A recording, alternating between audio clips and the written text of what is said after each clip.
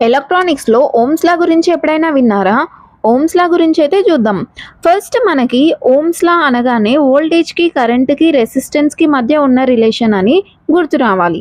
అసలు ఈ ఓమ్స్ లా అంటే ఏంటో తెలుసుకునే ముందు, అసలు ఈ ఓమ్స్ లాని ఎందుకు యూజ్ చేస్తారో చూద్దామా? ఈ ఓమ్స్ లాని ఎందుకు యూజ్ చేస్తున్నామంటే, కరెంట్‌ని కాలిక్యులేట్ చేయడానికి, వోల్టేజ్‌ని కాలిక్యులేట్ చేయడానికి, రెసిస్టెన్స్‌ని కాలిక్యులేట్ చేయడానికి యూజ్ చేస్తాం. మనకి ఏవైనా 2 క్వాంటిటీస్ తెలిస్తే, ఆ థర్డ్ క్వాంటిటీని తెలుసుకోవడానికి ఈ ఓమ్స్ లానైతే యూజ్ చేసి తెలుసుకుంటాం. ఇలా కాలిక్యులేట్ చేయడానికి ఫార్ములా అయితే ఉంది. సపోజ్ మనం వోల్టేజ్ అనే క్వాంటిటీని కనుక్కోవాలి. మనం వోల్టేజ్‌ని కనుక్కోవాలి కాబట్టి మనకి రెసిస్టెన్స్ ఇంకా కరెంట్ వాల్యూ ఉండాలి.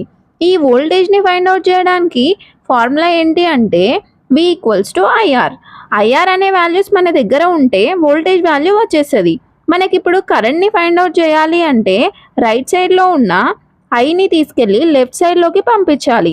రైట్ సైడ్‌లో మల్టిప్లై చేస్తది. మరి లెఫ్ట్ సైడ్‌లో అయితే ఏం చేస్తది? డివిజన్ అయితే చేస్తది కదా! లెఫ్ట్‌లో ఉన్న వీని తీసుకొచ్చి రైట్ సైడ్‌లో పెట్టేయాలి. అప్పుడు I=V/R. ఇప్పుడు కరెంట్ వాల్యూ అయితే వచ్చేస్తది. మన దగ్గర వోల్టేజ్, రెసిస్టెన్స్, క్వాంటిటీ వాల్యూస్ ఉంటే కరెంట్ వాల్యూని అయితే ఫైండ్ ఔట్ చేయొచ్చు.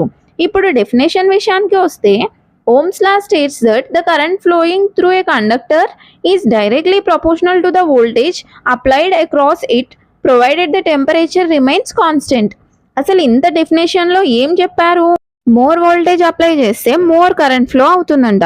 మోర్ రెసిస్టెన్స్ అప్లై చేస్తే లెస్ కరెంట్ అవుతుందంట. ఎందుకు లెస్ కరెంట్ అంటే మీకు తెలుసు, రెసిస్టెన్స్ ఏం చేస్తుంది? కరెంట్ అయితే అపోజ్ చేసుకుంటుంది కాబట్టి. రెసిస్టెన్స్ గురించి తెలియకపోతే షార్ట్స్లో అయితే అప్లోడ్ చేశాను, వెళ్ళి చెక్ చేయండి.